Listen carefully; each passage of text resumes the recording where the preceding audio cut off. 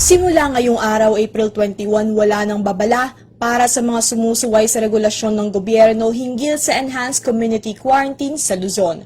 Kailangan na raw ipatupad ang mahigpit na disiplina, kaya naman nakitang sagot ng pamahalaan ang agarang pagdakip sa mga quarantine violator.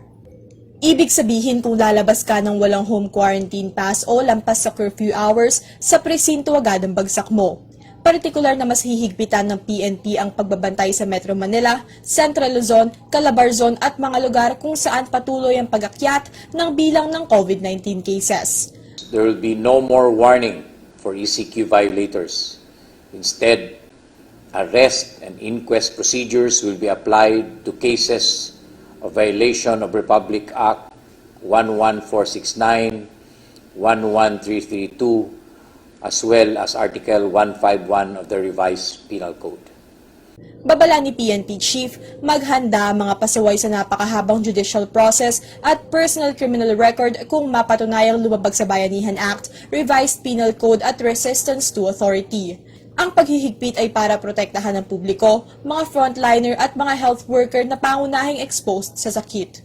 The PNP, together with the Armed Forces of the Philippines, will not also allow our last line defense, the medical health workers, to continue to get infected by the virus due to ECQ violators, because this will increase the risk of our hospitals being overtaken by COVID-19 cases.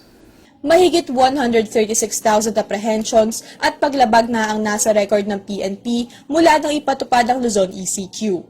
31,000 ang naaresto at 6,000 violators na ang pinagmulta.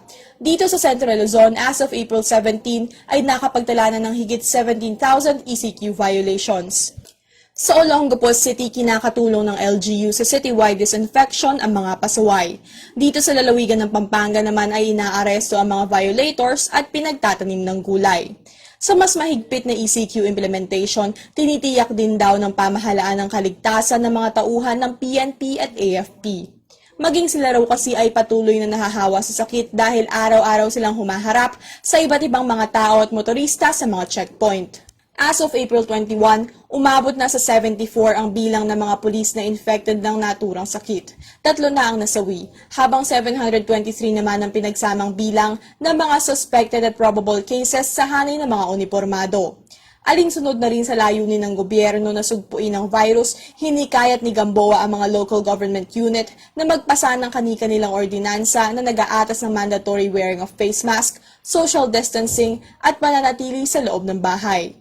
Maika Amparo, CLTV, 36 News.